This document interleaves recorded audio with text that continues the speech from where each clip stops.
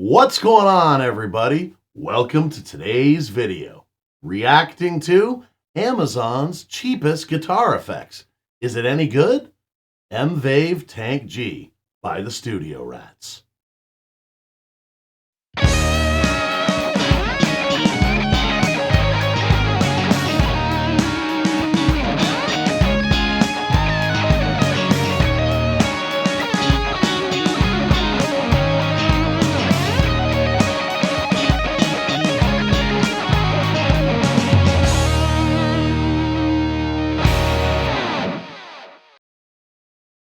So what's going on, everybody? Today we're going to be reacting to Amazon's cheapest guitar effects. Is it any good?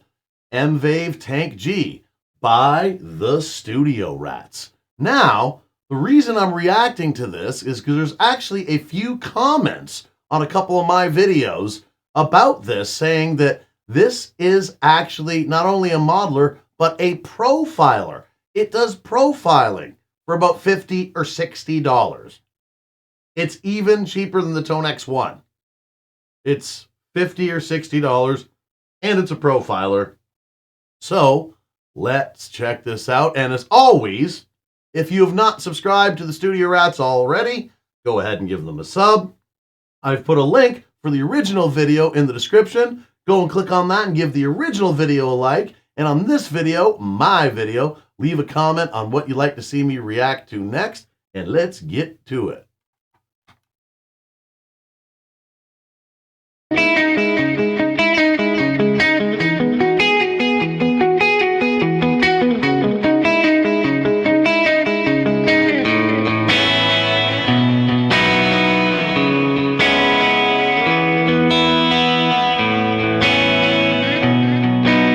Nice clean tones, for sure.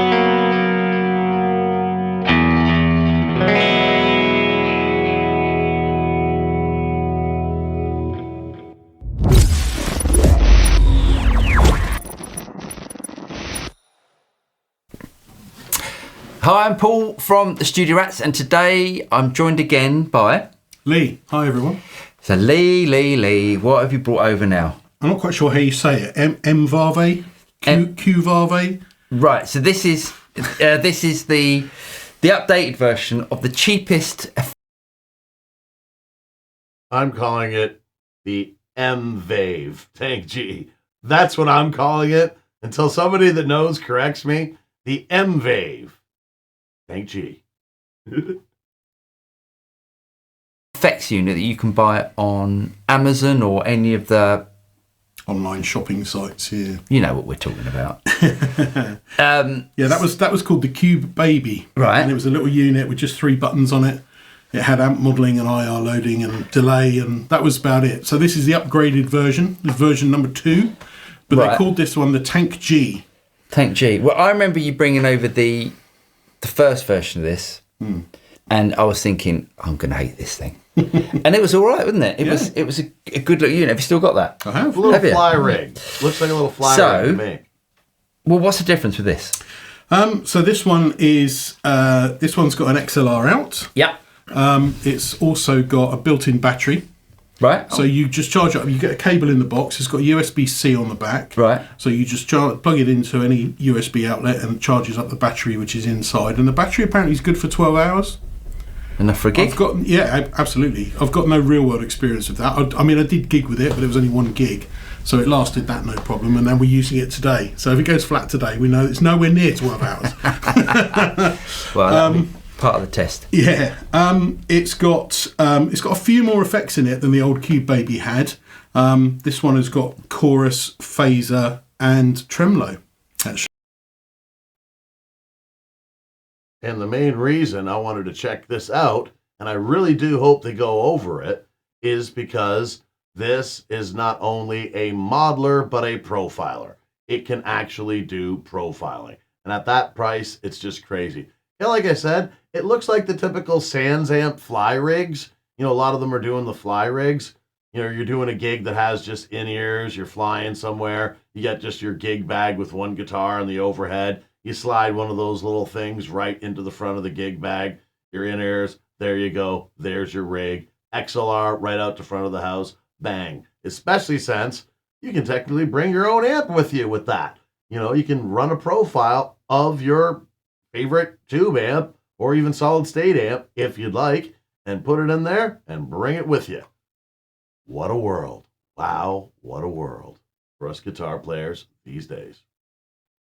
Oh, I love a bit of tremolo. And it's got a few more choices in the delay and the reverb that you can have. So there's an analog delay, there's a tape delay, and there's a ping pong delay as well.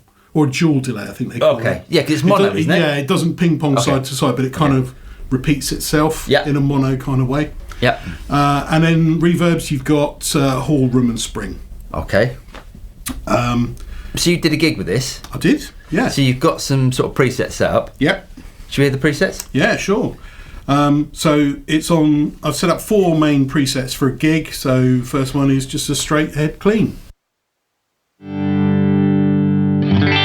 think that's what they did in the intro. Nice ambient clean, a little wet.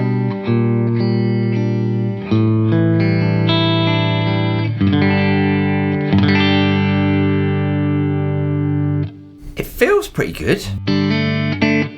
The interaction between the guitar and the unit. No, don't play the copyright riff. Maybe that wasn't enough to get Next copyright. preset. Same kind of sound, but with just... Stay away from copyright riffs, please. Please stay away from those riffs. As he said, we're doing a reaction video anyways. Well. Touch more gain. Edge of breakup, slightly overdriven tone. Great. Yep. And then I've got it's going to be loud. Okay. Then I've got my sort of overdriven, crunchy, distorted kind of rhythm sound. Okay. And I love the way that you call that crunchy. Yeah. As in like, I would say a crunch tone would be sort of light gain. Your idea of light gain is like is massive. That's what it is. That's a thrash tone.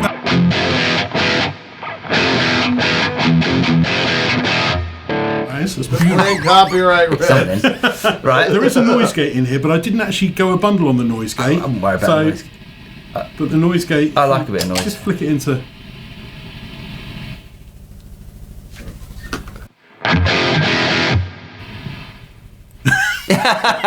It's a bit slow, isn't it? Yeah. Proper thrash tone. Bit scooped. Okay. Yeah. And then lead channel.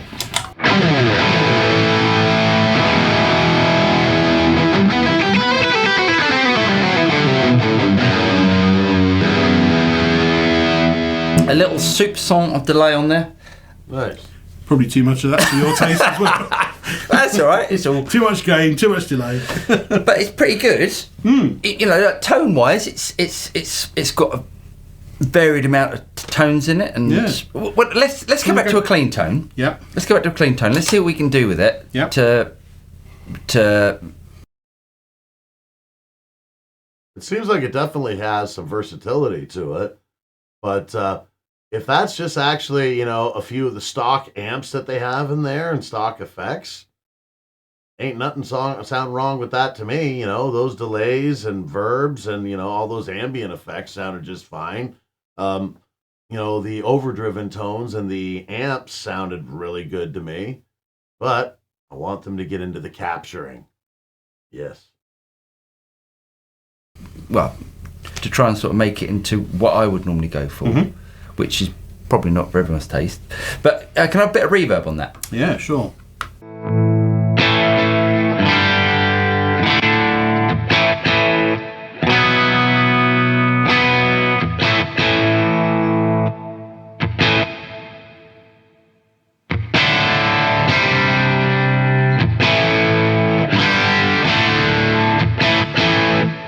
If I'd have had this when I was 15 years old... Yeah, been great. Yeah.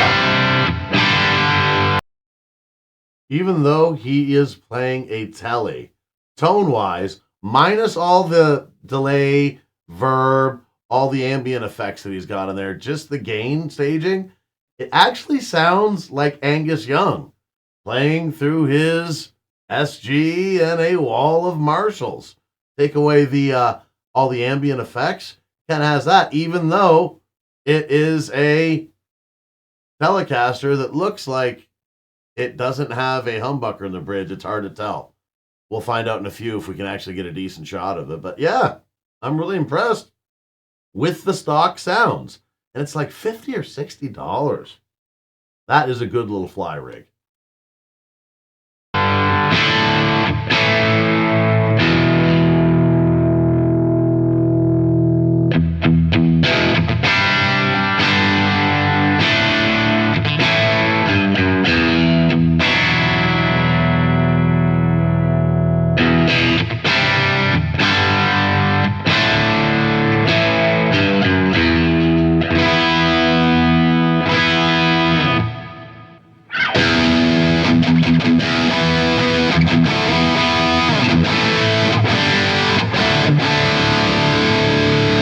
Very crunchy for Telecaster tones, that's for sure. Extremely. That is actually really nice and thick, isn't it?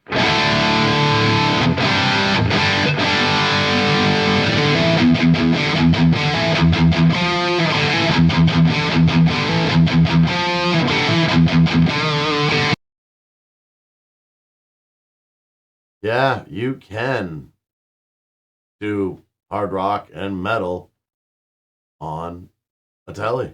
It is quite possible. There's been other channels that have proven it too, and other players that have proven it too.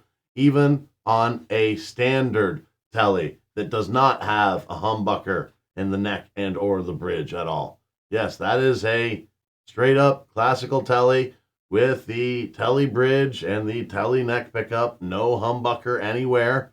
But yeah, I'm really impressed with the built-in amp tones in this, and that's not even why I was interested to check this out. It was because of the price, and it's a profiler. It actually does profiling. That's, to me, is unbelievable. Hopefully they cover that. We're a little bit more than halfway through the video. Hopefully they get into that.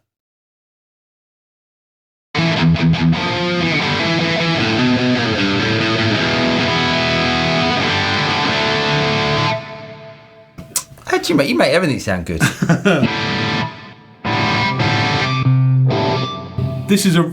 horrible. What is that? That's a Mesa Boogie rectifier.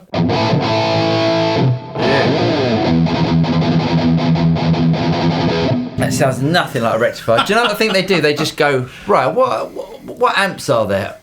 So they go, right, we'll call that one that. Yeah. Even though it sounds nothing like it. That sounds nothing like a rectifier. But, okay. There was an Engel. I'm not too familiar with Engels, but that's quite thick. That's all right.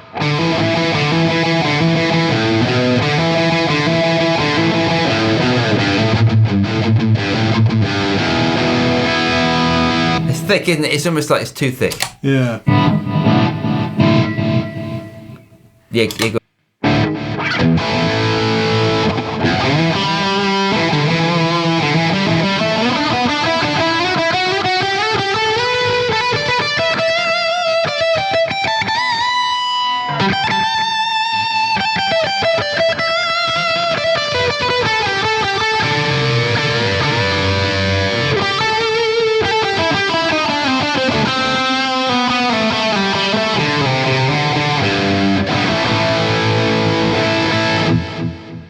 Bit of a trip around the keys there. That's all right. 65 quid. It's 65 quid. You can't go wrong, really. Okay, they're English. 65 quid.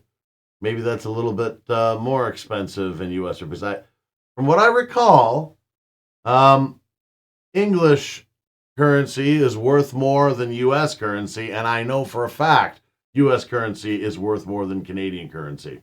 I don't know what it breaks down to. I think it's about $50, $60 US, which would still be around just under or at maximum $100 Canadian. That is very impressive. For a decent fly rig like that, I think the The Tech 21 fly rigs that are like that are $250, $300 easily, if not yet quite a bit more. But yeah, quite impressive. Get to the profiling. Get to the profiling. Please. I don't think. Even if you were to just use it as a practice tool. But having said that, and again, I should mention, using it as a practice tool, you can Bluetooth your music from your phone direct to the device and listen through headphones and mix in your playing with the music.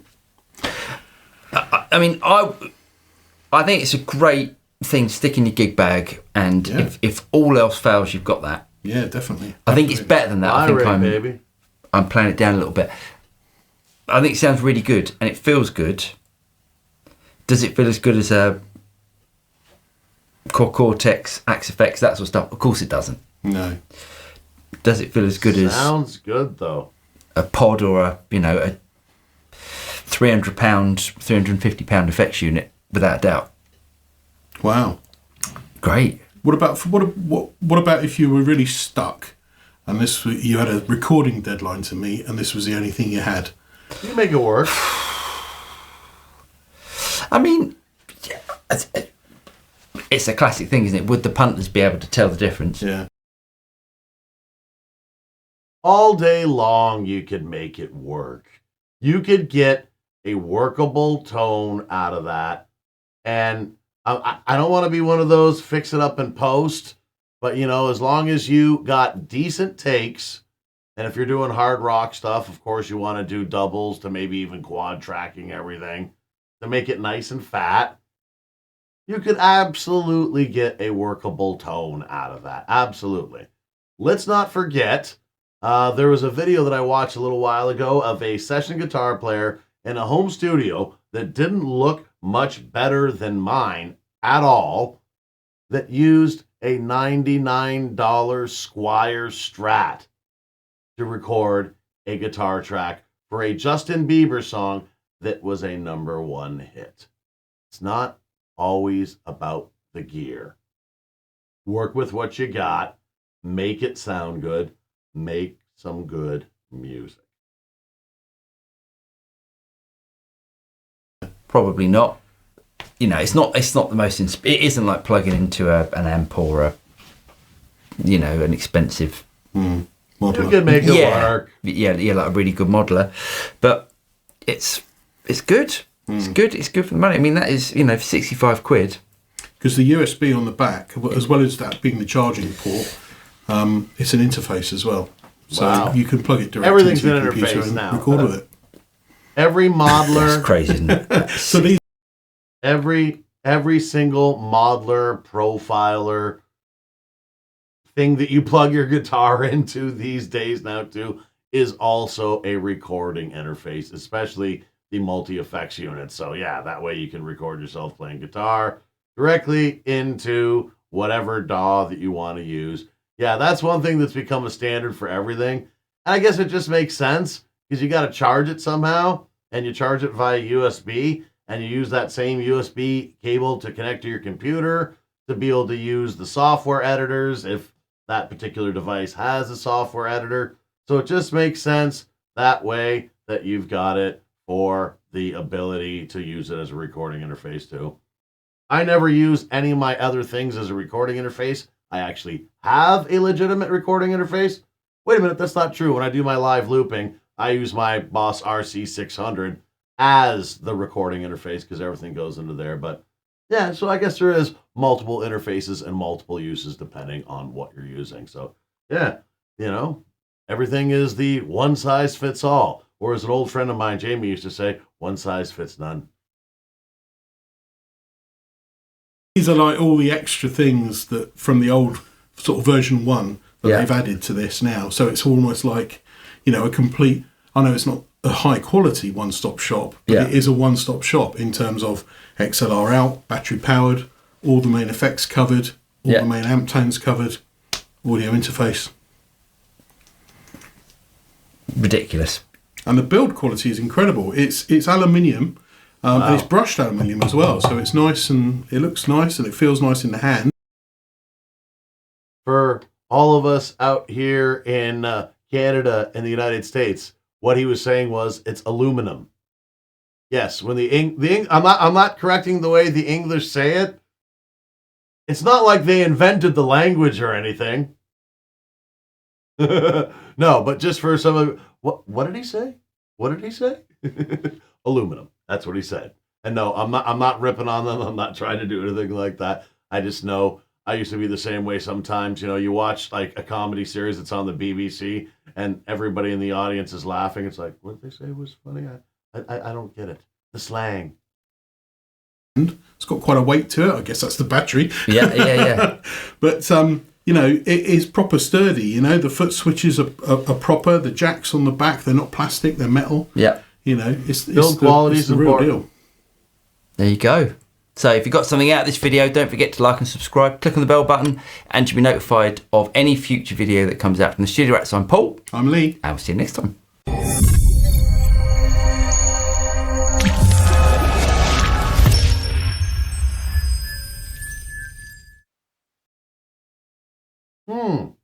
I gotta say, I'm a little disappointed that they didn't cover the profiling. How to do the profiling. And actually, we can see right over here. Here's a thumbnail from something else right over here. Captures for your Tank G.